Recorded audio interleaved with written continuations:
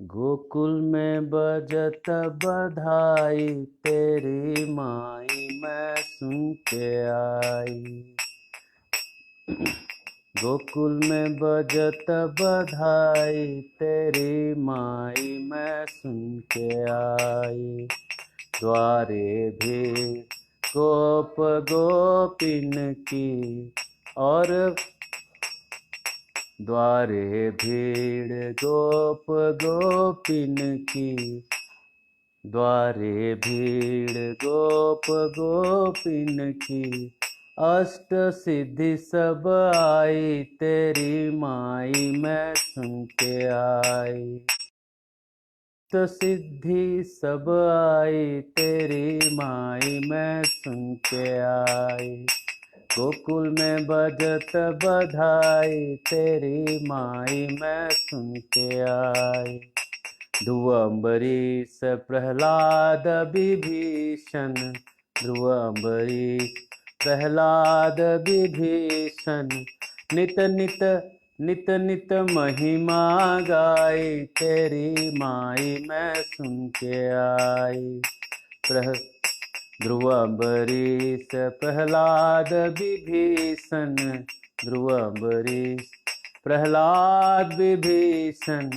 नित नित महिमा गाई, तेरी माई मैं सुन के आई।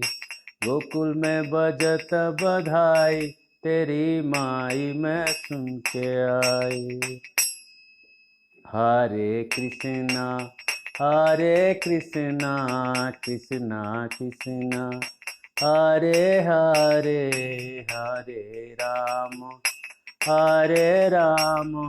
राम राम हरे हरे। हरे कृष्णा कृष्णा कृष्णा हरे हरे। हरे राम राम राम हरे हरे। हरे कृष्णा कृष्णा कृष्णा हरे हरे।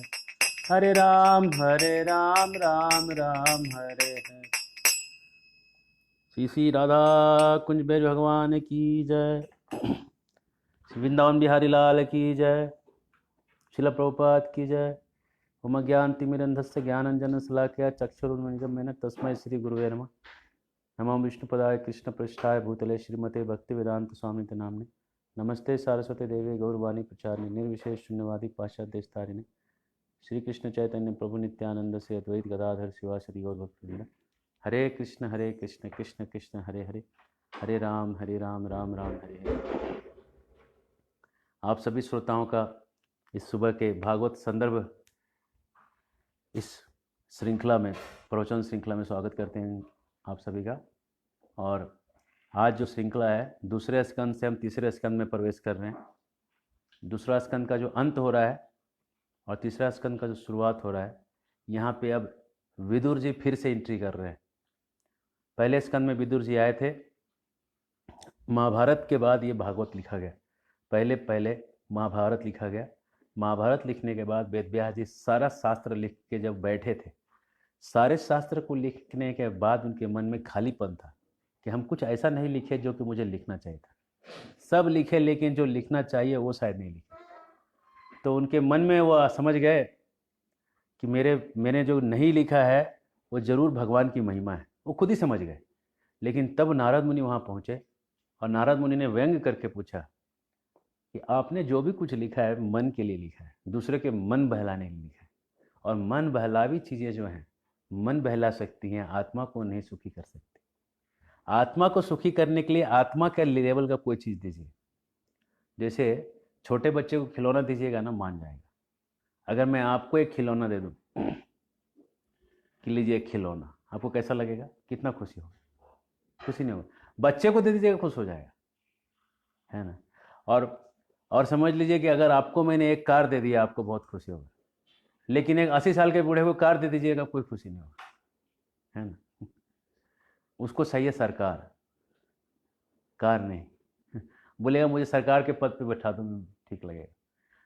हर आदमी के लेवल का एक खिलौना होता है। खिलौना अलग अलग होता है हर व्यक्ति। वैसे ही आज का जो कथा है, हम रांची शहर में कर रहे हैं और पीछे हमारे महात्मा बुद्ध हैं। महात्मा बुद्ध जो हैं वो भी दो हुए हैं।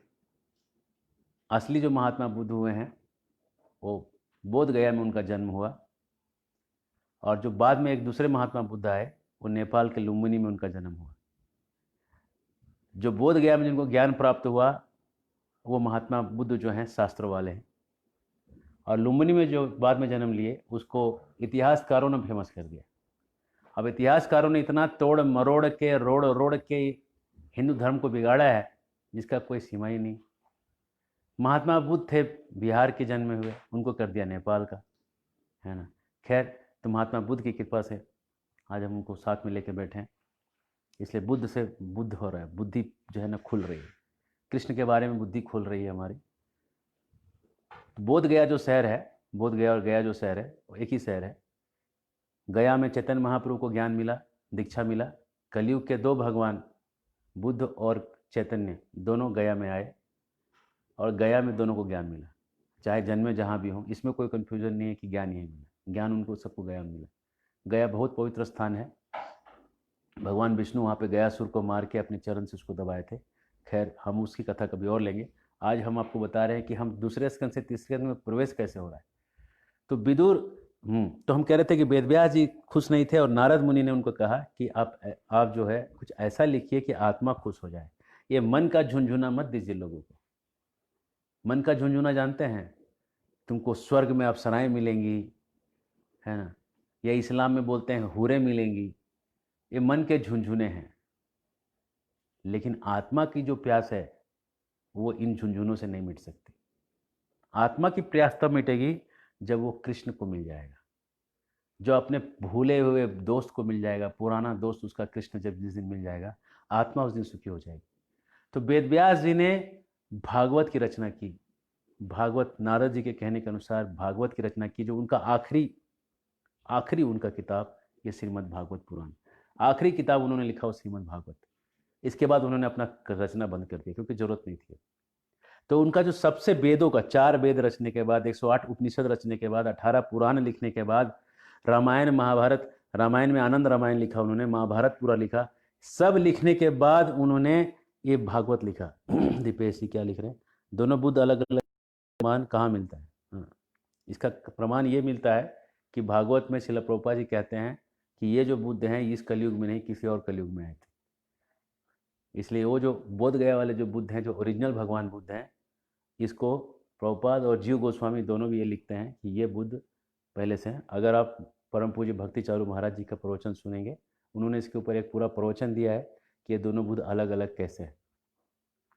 और ये जो नेपाल के जो लुम्बिनी ग्राम वाले बुद्ध हैं, इसको इतिहासकारों ने प्रमोट किया है फेमस करने के लिए। इतिहासकारों ने जितना दुनिया को, भारत को डुबाया है, दुनिया को तो डुबाया ही डूब गया। एक्चुअली भारत जो है पूरे विश्व को कहते हैं, लेकिन इतिहासकारों ने डुबा के उसको जो है खाली इस पे कह दिया कि यही भारत है। खैर, अभी हम इतिहास में नहीं घुसना चाहते और विज्ञान में नहीं घुसना चाहते। आज हम मूड बना के बैठेंगे, आज हम खाली कृष्ण के बारे में आपको बताएंगे। अगर किसी को इतिहास के बारे में जानना है, मेरे पहले के प्रवचन सब सुनिए। किसी को विज्ञान के बारे में जानना है, मेरे पुराने सारे प्रवचन सुनिए, आपको वहाँ बहुत मिल जाएगा। आज हम पूरा मूड पे बैठे हैं कि आज कृष्ण के बारे में कुछ बोलेंगे, है ना। नहीं तो भगवान वैकुंठ से बोलेंगे, अरे मूर्ख, मेरे बारे में नहीं बोल रहा है, तू भी व्यासदेव ही बन गया, इधर उधर की बातें कर रहा है खाली, और मेरे बारे में नहीं बोल रहा। इसलिए आज जो है वेद व्यास जी के चरण कमलों के चरण के अनुगामी होते हुए, उनके पीछे पीछे चलते हुए, उनके कृष्ण की लीला के ऊपर जैसे उन्होंने भागवत में कहा, वैसे ही आज कृष्ण लीला के बारे में कहेंगे। तो ये विदुर जी, ये जब महाभारत हुआ, विदुर जी आए, देखिए कैसे सीक्वेंस में विदुर जी आए, देखे कि धृतराष्ट्र अभी भी घर में बैठा है। डांट फटकार के धृतराष्ट्र को घर से निकाल रहे, बूढ़े, आंख धंस गया है, दांत टूट गया है, लकड़ी लेके चल रहे हो, बाल उड़ रहा है शरीर से, माथे से, इसका रोटी जो है भीम तुमको फेंक के दे रहा है, कुत्ते जैसा खा रहे हो बैठ के, शर्म धर्म कुछ है नहीं, खाली राजा राजा लोग कहते हैं, चचा चचा राजा राजा बैठे हो। इतना खराब लगा धृतराष्ट्र को सुन के, धृतराष्ट्र उठा, रातें रात निकल के भाग गया अपने, जाके सीधा हिमालय चला गया गंधारी को लेके। अब उधर जाके योग साधना करके उन्होंने अपने को मोक्ष का प्राप्ति कर लिया। खैर, ये हो गया विदुर जी का कड़क कड़क कड़क बात का प्रभाव। ये विदुर जी दूसरे स्कंद में कहीं दिख नहीं रहे, क्योंकि दूसरे स्कंद में सुखदेव गोस्वामी ने चालू किया भागवत बोलना। अब विदुर जी का फिर से इतिहास फिर से लेके आ रहे हैं, सुखदेव गोस्वामी लेके आ रहे हैं कि विदुर जी जब महाभारत का युद्ध हो रहा था उसमें विदुर जी को घर से निकाल दिया गया था। दुर्योधन ने कहा कि आप निकल जाइए, सांस लेके निकल जाइए, आपको सांस के साथ छोड़ देना, जाइए। आप भी क्या याद करिए, मतलब आपको जिंदा छोड़ दे रहे हैं, आपका घर बार सब ले लिया जाएगा, सब आपका बैंक बैलेंस चीज हो जाएगा, सोना चांदी सब खत्म, हाथी घोड़ा खत्म। तो विदुर जी के हाथ में धनुष है, बोला ये काहे के लिए रखेंगे, धनुष भी दरवाजा पे छोड़ दिया, हो रखो धनुष, और निकल गए कि जब मरना है तो मरो।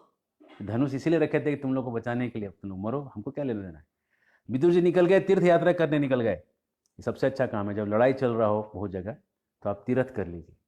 जब पूरे दुनिया में कोरोना का लड़ाई हो रहा है, आप लोग जो है भागवत सुनने का तीर्थ कर रहे हैं, तो आप विदुर जी वाला काम आप लोग कर रहे हैं कि दुनिया में लड़ाई हो रही है, आपको लॉकडाउन हो रहा है, आप बैठ के भागवत सुन रहे हैं। विदुर जी पूरे भारत के जो तीर्थों को, भारत मतलब पाकिस्तान में आ गया उसमें, पाकिस्तान भारत से अलग नहीं है, सारे तीर्थों को घूमते हुए, भारत मतलब बांग्लादेश हो गया, भारत मतलब आपका म्यांमार, ये बर्मा हो गया, ये सब भारत के अंदर ही है। और तो और चाइना भी भारत है। कैसे भारत है सबको बताते हैं, मजाक नहीं कर रहे हैं, कुछ कुछ यहाँ फेंकू काम नहीं चल रहा है। तिब्बत जो है, तिब्बत भी, पूरा जो तिब्बत है, सुखदेव गोस्वामी का जन्म तिब्बत में हुआ है। आप भागवत पढ़िए, सुखदेव गोस्वामी हिमालय पार करके आए थे प्रवचन करने के लिए, और हिमालय के उधर क्या है, चाइना है या तिब्बत है, तो तिब्बत तो भारत ही हुआ है ना। और जब उनको दिक्कत हुआ तो भारत में ही शरण लेने आए, है ना। और खैर, अगर आप थोड़ा सा और इतिहास में पहले जाएंगे तो चाइना भी भारत का ही पार्ट था, उसको हम सिद्ध कर चुके हैं अपने पहले वाले प्रवचनों में। मेरे पिछले 40 प्रवचन को सुनिए, आपको पूरा मिलेगा कि चाइना भी भारत का ही अंग था। इतिहासकारों ने तोड़ के मरोड़ के उसको बर्बाद किया। ये सबसे बड़े भारत के दुश्मन भारत के इतिहासकार हैं, और दुनिया के भी इतिहासकार हैं। इतिहासकारों को चाहिए कि जरा दिल में सच्चाई रख के काम करें, देश प्रेम से काम करें, देश के और लोगों के प्रेम से काम करें। खैर, आज हम उस मूड में घुसना नहीं चाहते, लेकिन कहीं ना कहीं से मूड आ जा रहा है, लेकिन हम घुसेंगे नहीं उसमें। तो यहाँ पे विदुर जी जब पूरे भ्रमण कर रहे थे, तो भ्रमण करते करते वृंदावन पहुंचे, और यहाँ पे उनकी मुलाकात उद्धव जी से हुई। उद्धव मोहे ब्रज बिसरत नाही। उद्धव इतने मित्र थे कृष्ण भगवान के कि कृष्ण अपना दिल का बात उद्धव से कहते थे। जब वृंदावन छोड़ के मथुरा चले गए थे, मथुरा में उद्धव को बोलते थे, हे मेरे भाई उद्धव, चचेरे भाई लगते थे। उद्धव गोरे पैदा हुए थे, लेकिन कृष्ण का इतना चिंतन करते थे, इतना चिंतन करते थे कि काले पड़ गए थे। जैसे कि कभी कभी ऐसा देखा जाता है कि पति पत्नी जो है ना, 20 साल 30 साल के बाद चेहरा दोनों का मैच होने लगता है। आपने देखा होगा, शादी के समय दोनों का चेहरा अलग दिखता है, लेकिन 20 साल 30 साल बुढ़ापा आते आते दोनों का चेहरा तक मैच होने लगता है। वो इसलिए होता है कि एक दूसरे का चिंतन करते करते दोनों का फेस कट बदलने लगता है। वैसे उद्धव ने इतना तीव्र चिंतन किया कि रंग तक बदल गया। श्याम रंग रंगारे हर पल मेरा, ये श्याम रंग में वो एक्चुअल रंग गए थे। तो उद्धव को बोलते हैं कृष्ण भगवान, अपने दुख की व्यथा बताते हैं, उद्धव सुनो मेरा दुख। कहते हैं, ये मथुरा कंचन की नगरी, मन अकुलाई जाए। मन अकुला जाता है, अकुलाना मतलब होता है बेचैन होना। ये ब्रज की भाषा है, अकुलाना हिंदी भाषा, ठेठ हिंदी भाषा। मन अकुला गया। ये मथुरा कंचन की नगरी, मन अकुलाई जाए। वो मैया की माखन मिश्री, भगवान को अपनी माँ की माखन मिश्री याद आ रही है।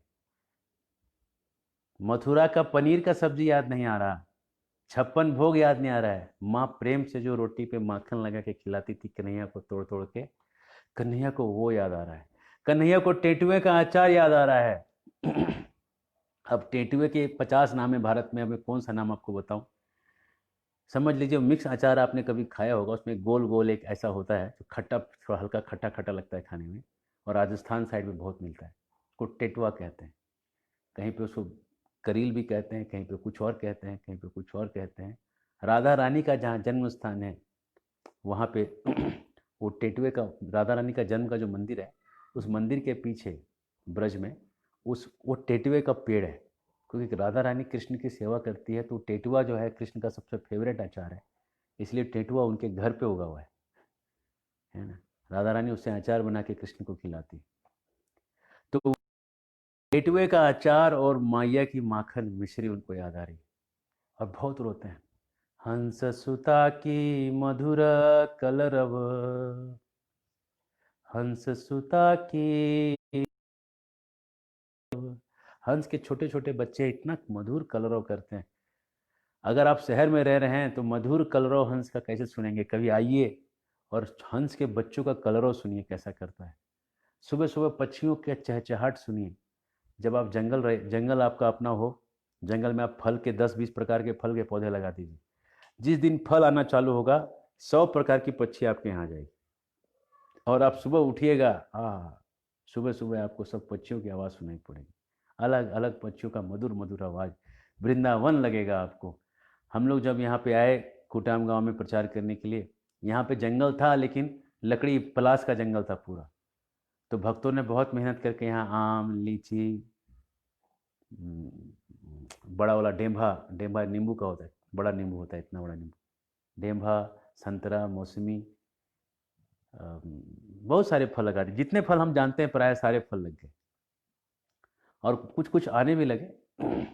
लेकिन वो फलों के पेड़ों को देख के इतने सारे पक्षी आने लगे, छोटे छोटे अलग अलग रंग के पक्षी, हरे, नीले, बैगनी, पूरा एकदम रंग बिरंगे पक्षियों से सुबह भर जाता है आश्रम। और उनको पता है कि ये अहिंसक लोग हैं, मारेंगे नहीं। वो चावल का दाना चुनते हैं, और फिर बहुत सारे कबूतर हमारे यहाँ रहने लगे, अपने अपने घर छोड़ के आ गए। उनको पता है वो खा जाते हैं। ये साधु बाबा लोग ठीक है, खाना भी देते हैं और खाते भी नहीं। तो वृंदावन कैसे बन जाता है? जीवन में ऐसे जगह रहना चाहिए कि जहाँ दिल को खुशी हो। दिल खुश नहीं तो रह के फायदा नहीं। कृष्ण भगवान वृंदावन में खुश थे, और मथुरा चले गए, अपनी दुख की व्यथा उद्धव को बता रहे हैं। एक बार क्या हुआ, एक गोपी जो है वो आती है कृष्ण को मिलने के लिए, वृंदावन से मथुरा आती। मथुरा जाती है तो वहाँ पे कृष्ण से मिलने के लिए लाइन लगा रहता है। पुरुषों का एक लाइन होता है, स्त्रियों का एक लाइन होता है।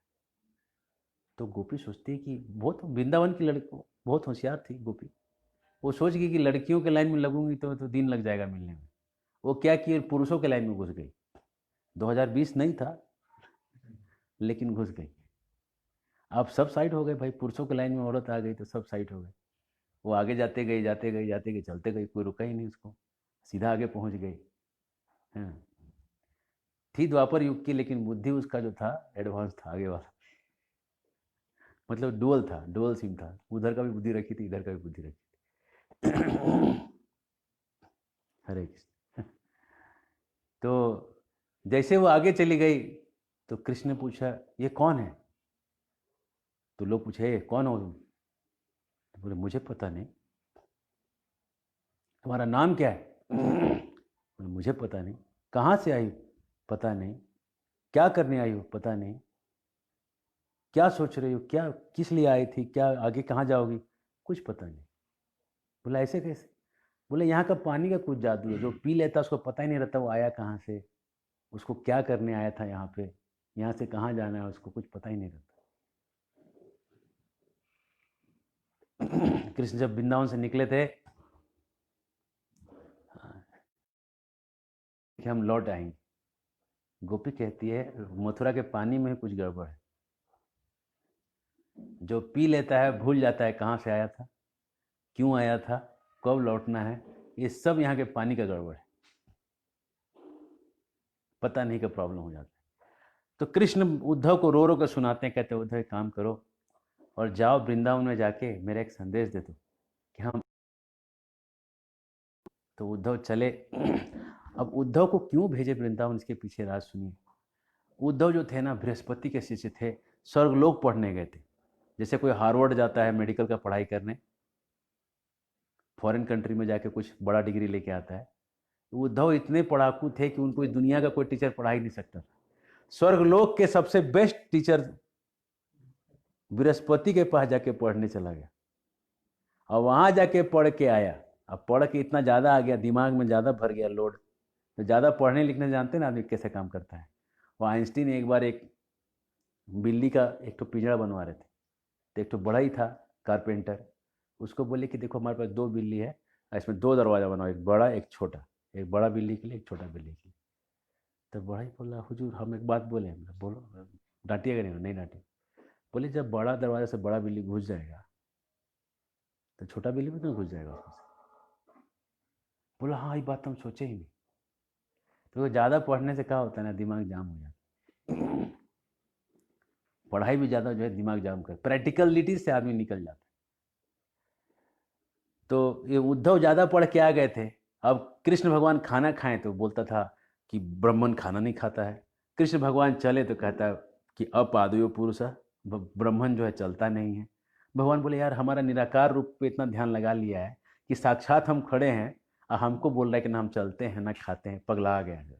ये बृहस्पति के साथ रह के इसको बिगाड़ दिया, बृहस्पति जो है ज़्यादा पढ़ा दिया इसको। तो बोले कि एक काम करो उद्धव, तुम हमारा और ये बात मन में है, कृष्ण के बोल नहीं रहे, खाली मन में है, लेकिन ऊपर से दिखा रहे उद्धव जाके ब्रज गोपियों को संदेश दे दो कि हम आएंगे। उद्धव निकले, बोले ये बड़ा कौन सा चीज़ है, ब्रज गोपियों को हम पूरा सिखा देंगे, ज्ञान दे देंगे उन लोग को। और चले गए ज्ञान देने पहुंचे वृंदावन, वहाँ राधा रानी को मिले, सब गोपियों को मिले। तो गोपियाँ जो है इतना कृष्ण पे इतना वो की हुई थी कि एकदम पूरा रो रही थी। तो उद्धव जाके कहते हैं अरे रोना बंद करो, हम ज्ञान का बात सुनाते हैं, सुनो। आत्मा का न नाश होता है, न आत्मा भीगती है, न सूखती है, न जलती है, न कांपती है। ये गीता बोलने लगे उनको पूरा कि तुम लोग दुखी मत हो, लाभ में हानि में मन संतुष्ट रखो, ध्यान करो ध्यान करो ध्यान करो। तो कुछ गोपी लोग बैठी ध्यान करने, उनका बात सुन के। अब ध्यान करने बैठी तो उद्धव जी देखी कि चलो एक गोपी तो मेरी बात सुन ली, तो उसको बोले कि ध्यान हो रहा है? बोले कि ध्यान कहाँ से होगा, तो का ध्यान किया तुम? हम ध्यान कर रहे थे कि कृष्ण जो मेरे दिमाग में लगा हुआ है, पीछे जो मेरे पड़ गया है, निकले कैसे, ये ध्यान कर रहे थे। उद्धव बोले धत कोई ध्यान था, कृष्ण निकालने का ध्यान कर रही है। लोग कृष्ण पे ध्यान कर रहे हैं, कृष्ण को निकालने का ध्यान कर, तब उसका निकल नहीं रहा है। दूसरा गोपी को मिले कि भाई तुम्हारा ध्यान हुआ? तो गोपी कहती है उद्धव मन नहीं 10-20,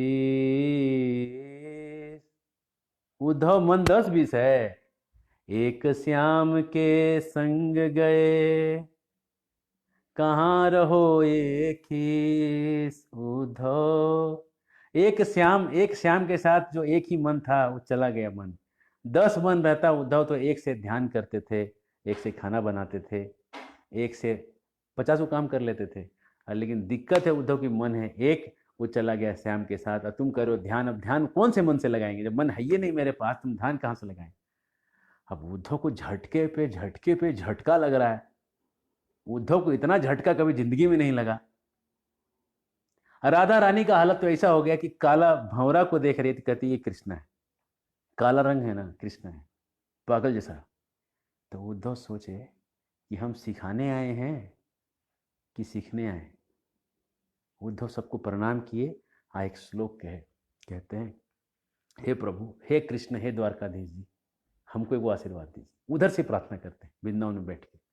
अगर हमारा कुछ पुण्य उन्य बचा हुआ है, हमको तो लग नहीं रहा है कि बचा है, लेकिन ये अहंकार देख के लग रहा है कि सब पुण्य हम खत्म करके बैठे हैं, लेकिन अगर थोड़ा मोड़ा पुण्य बाकी है तो वृंदावन में गोपी का पैर का धूल दिलवाने का उपाय करिए। अब धूल दिल देगी नहीं, हम मांगेंगे तब वो नहीं देगी कि हम पंडित जी ठहरे, बहुत पंडित जी के भी पंडित जी बन गए हैं, बहुत पढ़ लिख के आ गए हैं, और गाँव की गवारन लोग अपना धूल देगी नहीं देगी। तो उद्धव उपाय सोचे, हमको यहाँ पे गुल्म लता एक बना दीजिए, एक यहाँ पे घास बना दीजिए हमको, एक गोपी लोग चल के अपने जाएगी, धूल हमको मिल जाएगा। अगर कुछ पुण्य बाकी है प्रभु तो यहाँ पे घास बना दीजिए हमको, और कुछ नहीं चाहिए। ये उद्धव जैसे प्रकांड विद्वान, बृहस्पति रिटर्न, कोई बोलता है हरो रिटर्न, ये बृहस्पति रिटर्न विद्वान का स्टेटमेंट है कि गोपी का पैर का धूल लेने के लिए घास बना दिया जाए। अब उद्धव जी मिले विदुर जी को वृंदावन में, तीर्थ करते हुए विदुर जी घूम रहे हैं, उद्धव जी महात्मा उद्धव मिले हैं। उद्धव उम्र में कृष्ण के बराबर हैं।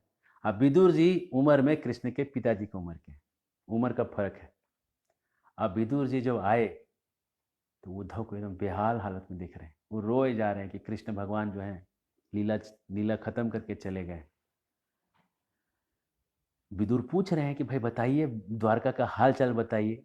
अब उद्धव जो है बेचारे बता भी नहीं पा रहे हैं, क्योंकि कृष्ण के इतने इंटीमेट थे, इतने अंदर वाले दोस्त थे। अब कृष्ण के विरह में उनसे रहा नहीं जा रहा है। इसी बीच में द्वारका में मूसल लीला हो चुकी है। भगवान के जितने पार्षद थे बहुत शक्तिशाली लोग थे, और इन पार्षदों को भगवान चाहते थे कि भगवान अपने धाम में ले जाना चाहते थे। तो कैसे ले जाएंगे अपने धाम? इन लोगों को तो कोई दूसरा मार नहीं सकता है। तो भगवान सोचे इनके बीच में लड़वाना पड़ेगा। भगवान अपनी इच्छा से चाहे कि इनके अंदर लड़ाई हो। कई बार लोगों के घर में लड़ाई होता है और लोग कहते हैं हमारे घर में मूसल लीला चल रहा है। आपके घर में मूसल लीला नहीं चल रहा है। मूसल लीला में भगवान चाहते थे लड़वाना। आपके घर में लड़ाई हो रहा है, आप नहीं चाहते हैं कि लड़ाई हो, तो घर के लड़ाई को मूसल लीला मत बोलिए, है ना। तो ये मूसल लीला जो हुआ उसमें एक जो कृष्ण के परिवार के बहुत सारे लोग थे, तो एक जो उसमें से हीरो था, उसने अपने पेट में एक गर्भ बना लिया, नकली गर्भ। ऐसा कपड़ा साड़ी वाड़ी पहन के एक साधु जी के पास, मुनि लोग वहाँ बैठे थे, उनके पास जाके बोलता है बताइए ना इसमें से लड़का होगा कि लड़की होगा। तो मुनि लोग तो भाई पूरा देख लेते हैं, तो स्त्री के पेट में जो बच्चे का लेवल बता सकते हैं, वो तो यहाँ पुरुष का पेट है, नहीं बता सकते हैं कि नकली है। तो बोले हाँ हाँ, न लड़का होगा और न लड़की होगा। बोले तब का होगा महात्मा जी? इससे निकलेगा लोहा, और लोहा जो निकलेगा तुम्हारे कुल का नाश करेगा। जाओ नारायण लोग। हो गया, महात्मा जी का मजा लेने का पूरा मजा मिल गया। और खोल के देख रहा है तो बड़ा सा लोहा का गोला दिख रहा है। बाप, ये का हो गया? और धाई से गिरा बड़ा सा लोहा, और लोहा लेके सब भागा। रे बाप, ये तो जान लेने वाला लोहा पैदा हो गया। उग्रसेन महाराज जी के पास पहुंचे, भाई उग्रसेन महाराज बचाइए बचाइए, लोहा पैदा हो गया है। ये लोग सारा बुड़बक लोग गया और जाके ऐसा ऐसा कर दिया। तो बोले बाप रे बाप, क्या किया जाए? इसको पाउडर करो, चूरा करो, और चूरा करके समुद्र में फेंको। तो सब लोग जाके खूब चूरा किया उसको, चूरा करके समुद्र में जाके फेंका है कि भाई हम लोग नहीं मरेंगे। लेकिन विधि का विधान इतना कठिन है, वो चूरा सब जाके समुद्र में रोपा गया। एक एक से एक लोहा का डंडा निकला, एक एक विधि का विधान। कांटा था उसमें, वो डंडा में। और वहाँ पे ही लोग बैठा था, वही समुद्र किनारे जहाँ पे लोग सब बैठा हुआ था, वहाँ पे का हो गया, सबको हड़िया पी लिया। हड़िया जो पिया तो दिमाग का जो है घोड़िया इधर चला गया। अब उसके बाद सब वो जो लकड़ी सब उगा हुआ था लोहा के जो पाउडर से, वो सब निकाला, और सब एक दूसरे को जो लोहा का डंडा है उसे मार मार के एक दूसरे को खत्म कर डाला। पूरा यदुकुल का नाश हो गया। भगवान की इच्छा से सब लोग अपने अपने धाम में चले गए। ये सोच के उद्धव जो है बहुत रो रहे हैं कि कैसे यहाँ पूरे कुल का कैसे विनाश हो गया हमारे, और कृष्ण जो इस धरती के रत्न थे चले गए। और इसी भाव में आके वो कृष्ण के बारे में बड़बड़ाने लगे कि कृष्ण कैसे थे, कितने बढ़िया थे। और वो कृष्ण की लीला अभी तीसरे स्कंद में चालू हो रही है। तो ये हमारा अभी का प्रवचन चालू हो रहा है। अभी तक हम जो दिए थे वो बैकग्राउंड था। तो हो सकता है कि आज और कल हम 2 दिन आपको एक कृष्ण लीला ही सुनाएं, ठीक है। तो पहला वो कहते हैं, 16वां श्लोक है, अध्याय श्लोक दूसरा है, श्लोक 16 है, स्कंद 3 अध्याय 2 श्लोक संख्या 16। कह रहे हैं, माम खेदयति तेजस्य जन्म विडंबनम यद वसुदेव गेहे ब्रजे च वासोरी भयादिव स्वयं पुराद्व्य वात सिद्ध दंत अनंत वीर्य। मुझे दुख हो रहा है कि भगवान जो पूरे ब्रह्मांड के मालिक हैं, आध्यात्मिक जगत के मालिक हैं, उनको अपना जन्म एक जेल में लेना पड़ा। बहुत दुख की बात है, ऐसी हालत बनी कि जन्म जेल में लेना पड़ा। कोई बोलता है कि हम लोग बहुत दुख में पैदा हुए प्रभु। तो आप जेल में पैदा हुए थे? नहीं ना। अब पैदा होने के बाद आपको बाप को आपको लेके भागना पड़ा जान बचाने के लिए, इतना दुख में थे आप लोग। कोई बोलेगा हम लोग बचपन में बहुत दुख काटे। कितना दुख काटे। जब 7 दिन के थे तब पूतना आई थी खाने के लिए। जो मूवी बनता है ना बच्चों लोग का मूवी, बच्चों जरा दूर दूर रहना रे, पुतना में पुतना रे, जादू है टोना है, जो भी है होना है, बच्चों जरा दूर दूर रहना। बच्चे लोग बोलते वाह वाह वाह वाह, क्या अच्छी सी पूतना है, प्यारी सी पूतना है। पूतना ऐसी नहीं रहती भैया, पूतना तो बहुत विकराल दिखती है। हम्म? कंसेना प्रहिता घोरा, घोर रूप था उसका। पूतना बाल घातिनी, पूतना जैसे घर के आगे टाइटल रहता है ना आपका, रमेश प्रसाद सिंह एडवोकेट, है ना, विवेक पटेल एमबीबीएस एमडी, पूतना के घर के आगे लिखा था पूतना बाल घातिनी, बच्चों को मारने वाली, किसी को बच्चा मरवाना हो तो मिले। हाँ, कितना कॉन्ट्रैक्ट लेती थी, कम से कम 1,000 बच्चा मारना है तब कॉन्ट्रैक्ट लेती थी, 1-2 बच्चा कॉन्ट्रैक्ट लेती नहीं थी। जैसे 10 गांव का बच्चा मार देना है तो लेती थी। अब बोलेगा एक घर में एक बच्चा, लेना, भाग बाहर निकल जाओ। ऐसी पूतना थी।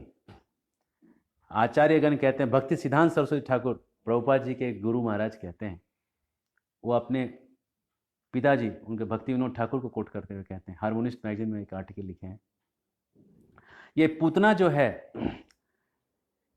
ये पूतना है आधुनिक शिक्षण संस्थाएं। पूतना है बहुत घोर रूप, लेकिन वो जब आती है बच्चों को मारने के लिए तो लक्ष्मी का रूप लेके आती, सुंदर सा रूप लेके आती, और इतनी सुंदर दिखती है ना, बहुत सुंदर स्त्री अगर दिखे ना, आदमी को भरोसा हो जाता है कि ये तो बहुत अच्छी होगी, इसका कितना दिल नेक होगा, है ना। एक कपड़े की दुकान वाले हमको कह रहे थे कि, अब मैं क्या कहूँ लेकिन कह ही देता हूँ, कि आपके मतलब जिस कॉलेज में, मेडिकल कॉलेज में पढ़ता था, उसमें हमारे एक सीनियर थे, तो उनके बॉयफ्रेंड गर्लफ्रेंड थे, दोनों बहुत सुंदर दिखते थे। वो क्या करते थे, कपड़े की दुकान में जाके एक जीन्स पहनते थे, फिर 2 जीन्स पहनते थे, ट्रायल रूम में 3 जीन्स पहनते थे, और फिर वो चले आते थे। मतलब आप समझ गए क्या हुआ, आप समझदार हैं। दो जीन्स अंदर आ गया, तो सुंदर देखने के बाद आदमी को भरोसा हो जाता है कि ये लोग शायद नहीं ठगेंगे। ये सुंदरता जो है ना, आदमी को थोड़ा उल्लू बना ही देती। मराठी में कहते हैं, दिसत तसं नसतं म्हणून जग फसतं। जो दिखता है वैसा होता नहीं, इसलिए जग फंस जाता है। तो ये पूतना इतनी सुंदर दिखती थी कि उसको देख के कोई भी माँ कहती थी मेरा भी बच्चा जरा ले लो ना गोद में, और गोद में ले लेती थी, और गोद में लेके अपने स्तन से उसको विष पिला देती थी। कालकूट विष, जो सांपों के अंदर जो विष होता है वो विष पिला देती थी, और जो वो विष जो बच्चा पी लेता था, वो 10 हाथी मर जाएगा इतना विष रहता था, बच्चा तो मरेगा ही। वैसे ही आधुनिक शिक्षण संस्थाएं वो पूतना के जैसे विषैले हैं, सुंदर दिखती हैं, आप बच्चा खुद देख के आते, वो थोड़ी आपके घर आते हैं बच्चा लेने। पूतना जाके थोड़ी मारते थे किसी को, अपने आप बच्चा उसके पास पहुंच जाता था, उसका रूप ही इतना सुंदर था। वैसे ही बच्चा को आप देख के आते हैं, और वो बच्चा कैसा रहता है, जब बच्चा फर्स्ट ईयर जाता है इंजीनियरिंग करने के लिए, बड़ा सीधा साधा भोला भाला घर से निकल के जाता है, और जब फाइनल ईयर में निकलता है तब कैसा निकलता है, पुरानी जीन्स और गिटार, सुबह घर जाना कूद के दीवार का डांटना, कहना मम्मी का छोड़ दिया, बस यादें, है ना। तो ये ऐसे एजुकेशन सिस्टम में जाने के बाद आदमी की हालत का ये विवरण है। पीना सीख जाता है, फूकना सीख जाता है, घूमना सीख जाता है, आप समझ रहे घूमने का मतलब, सब सीख जाता है। पूतना उसके पीछे लग जाती, और वो पढ़ता भी क्या है, आदमी तू बंदर था, तेरा बाप होगा बंदर। मैंने पिछले बहुत सारे लेक्चर्स दिए इसके ऊपर, मैं इसमें घुसूंगा नहीं। पूतना ये सिखाती है कि तेरे पिताजी बंदर थे। खैर, तो कह रहे हैं, तो ये जो आधुनिक शिक्षण संस्था छोड़िए, कृष्ण का जन्म में आते हैं वापस। तो कृष्ण जब जन्म लेते हैं तो जन्म लेकर उनको भागना पड़ता है। ये बात सुन के उद्धव को बहुत खेद हो रहा है मन में कि ऐसे कृष्ण को निकलना पड़ा, और कृष्ण जमुना को पार करते हुए वासुदेव उसको सर पे रख के वहाँ पार करके लेके रात में, आधी रात को नंद के घर में 2 बजे रात को वहाँ रखते हैं, और वहाँ जो दुर्गा का जन्म हुआ है, जो योग माया शक्ति का जन्म हुआ है, उसको उठा के वो लेके आते हैं वसुदेव।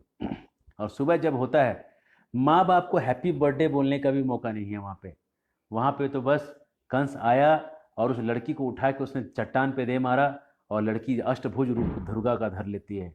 या देवी सर्वभूतेषु शक्ति रूपेण संस्थिता, नमस्तस्यै नमस्तस्यै नमस्तस्यै नमो नमः। देवी का रूप धर लेती है और कहती है, रे मूर्ख कंस, मेरा पूजा करता है इसलिए तेरा अकल ज्यादा खुला नहीं, या मेरी पूजा करता है इसलिए मैं तुमको अपने दर्शन दे रही हूँ। ये भी बात है। दुर्गा जी कहती है, रे मूर्ख, कंस रोज दुर्गा जी का पूजा करता था। बोले, अरे तेरा मारने वाला तो कहीं और पैदा हो गया है। चलो पूजा किया था इसलिए दुर्गा जी इतना बता दी, नहीं तो इतना भी नहीं बताती थी। दुर्गा जी बता के निकल गई। कंस जो दुर्गा जी को देखा ना, तो उसका दिमागे घूम गया, डर चढ़ गया। अष्टभुज तलवार धनुष वनुष लेके दुर्गा जी को जो देखा, बोला भैया बच गए, नहीं तो उधर ही मार देती थी हमको। अपनी बहन के पैर में गिर गया, रे देवकी हम बहुत पाप किए तुम्हारे ऊपर। डंडा पड़ता है ना तो बदमाश लोग सब सुधर जाते हैं। ये जो दुर्गा जी का एक डंडा पड़ जाए तो अच्छा अच्छा बदमाश सुधर जाए। कंस जो है रो रो के कहता है, बहुत अपराध किए, इतना रोया इतना रोया, वो पैर पे गया। देवकी का दिल भी पिघल गया, अरे भैया जाने दो, जो हो गया सो हो गया, तुम थोड़ी ना जान के किए थे। इतना माँ का दिल पिघला दिया, इतना रोया इन नालायक।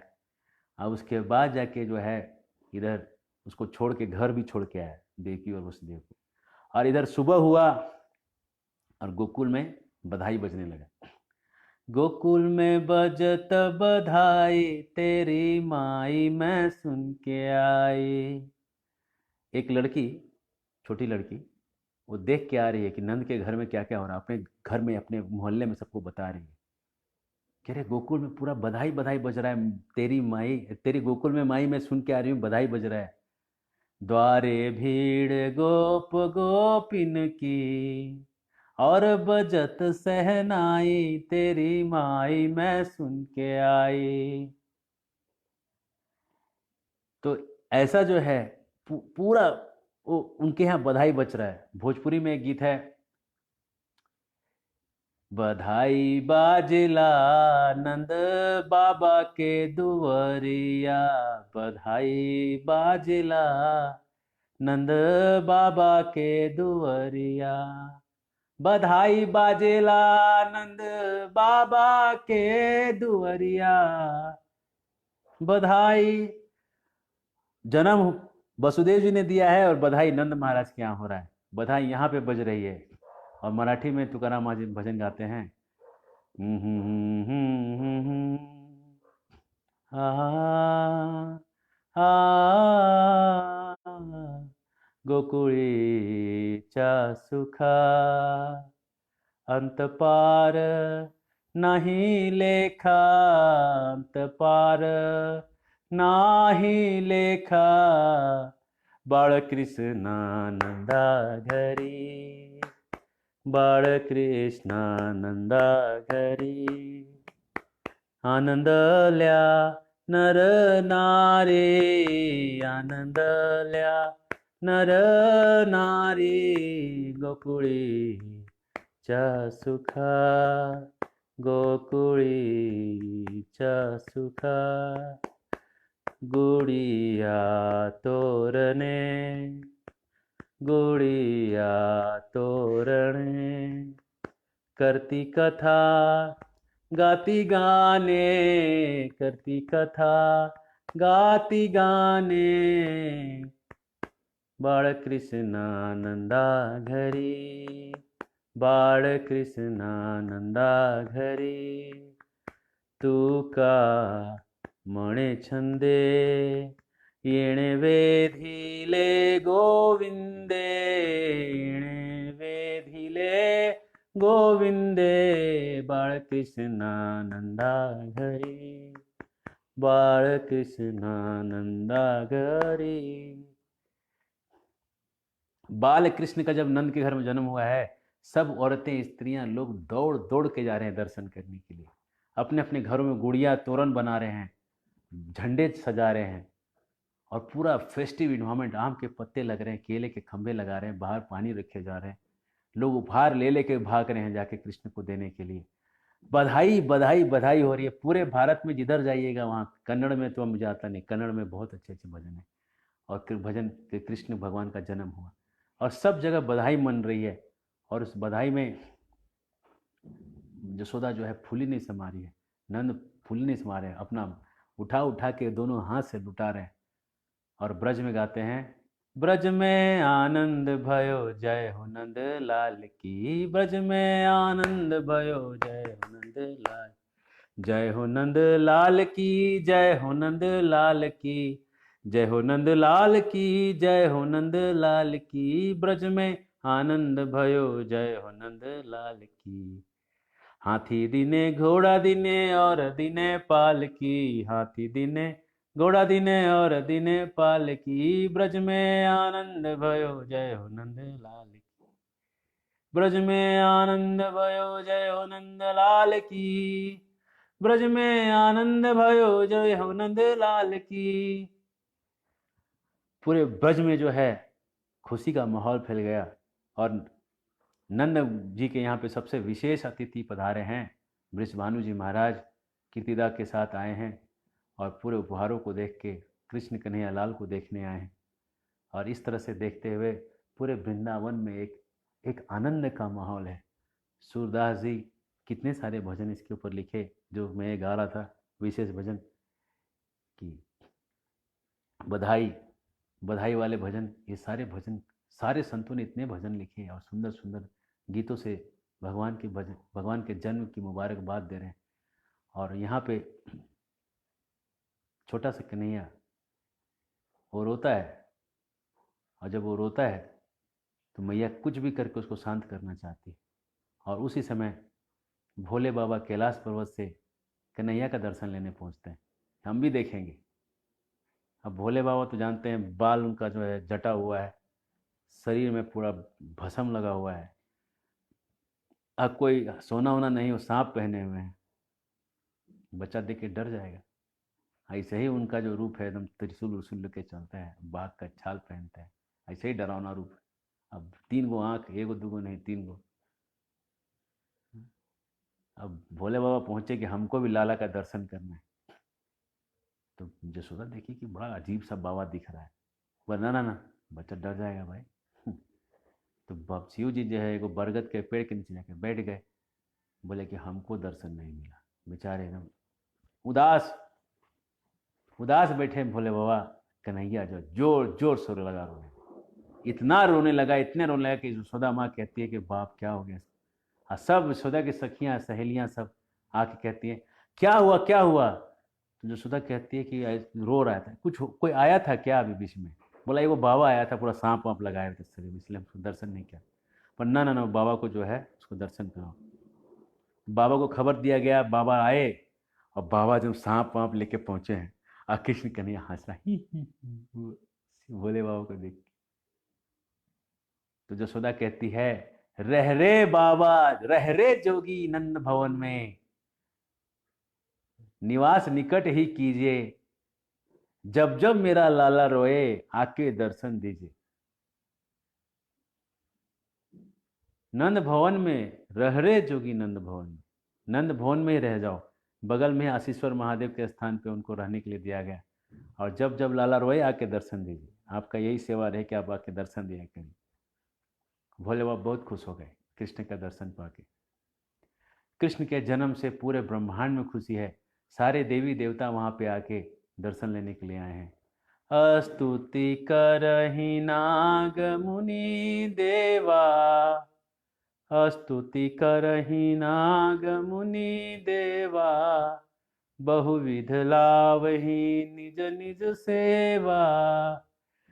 सारे देवता देवी देवता अपनी अपनी सेवाएं लेके कृष्ण को प्रस्तुत कर रहे हैं। कृष्ण बहुत छोटे हैं, और जब इस छोटा सा कृष्ण है, बस 2-3 दिन का कृष्ण है, और कंस के यहाँ मीटिंग होता है अगले दिन सुबह कि रात में वो जो दुर्गा जी कह के गए कि मारने वाला कहीं और पैदा हो गया। तो कंस बोला कि हम समझ लिए कि अब हम जाते हैं हिमालय, आज जोगी वोगी बन जाते हैं यार, मरने से अच्छा है कि हम साधुए बन जाते हैं। लेकिन जितना उसका सलाहकार लोग था, एको सुधरा हुआ आदमी नहीं था। सब के सब 2 नंबर के काम। एक का नाम तृणावर्त, एक का नाम बकासुर, आघासुर, केसी, पूतना, डायन, चुड़ैल, भूत, पिशाच, सब उसको मंत्री बनाया गया था। तो क्या उपदेश देगा? सुनिए उपदेश क्या दिया सब मिलके। सब साझा में उपदेश दिया कि एक कहीं पैदा ही ना हुआ है तो 10 दिन में जितना बच्चा पैदा हुआ मार ना दीजिए। कितना बढ़िया उपाय बता दिया ये लोगों ने। तो कंस जो था, अब मरता है क्या ना करता, बोला ठीक है चलो ये भी ट्राई कर लेते हैं। तो कौन जाएगा पहले मरने? नहीं, ये नहीं बोला, बोला कौन जाएगा पहले मारने। अहो कंसेना प्रहिता घोरा, पूतना बालघातिनी, शिशुम चचार निघ्नन्ति, पूर्वग्राम ब्रजादिषु। कंस के द्वारा भेजी गई पहली राक्षसनी थी पूतना। और वो पूतना जो थी वो गांवों में घूमती थी, शहरों में घूमती थी और बच्चों को मारती थी। और वो पहुंची और पहुंच के उसने एक मंत्र, ब्रह्मा जी से उसने आशीर्वाद पाया था और वो मंत्र को जाप करके अपना रूप और रंग बदल सकती थी। तो उसने लक्ष्मी जी का मंत्र मारा, लक्ष्मी का मंत्र मारा और लक्ष्मी के जैसा रूप पा लिया उसने। एकदम लक्ष्मी दिखने लगी और बस हाथ में कमल रहता तो तुम लक्ष्मी ही, लोग जान जाते कि लक्ष्मी ही थी। तो लोगों को डाउट हुआ कि लक्ष्मी आ गई बैकुंठ से, नारायण को मिलने आ गई है, या हो सकता है कि कोई अप्सरा आ गई है कृष्ण को दूध पिलाने के लिए। सबको अलग अलग डाउट हो रहा है। हो सकता है पार्वती जी आ गई हैं, इतनी सुंदर दिख रही है, लक्ष्मी दिख रही है, तो कोई किसी को भी कोई भी डाउट हो जाएगा। अब वो जैसे घर में घुसी तो ऐसा कोई सुंदर स्त्री कोई घर में घुस रही है, बहुत ही सुंदर, अति सुंदर है, तो कौन रोकेगा? तो कोई बोले हाँ बैठिए बैठिए, ऐसा ही कोई बोलेगा। अब वो घर में घुसी तो घुसते ही गई और जहाँ कृष्ण थे वहां तक पहुंच गई। अब बच्चा को जो देखी तो कृष्ण जो है वो आंख बंद किया, ऐसे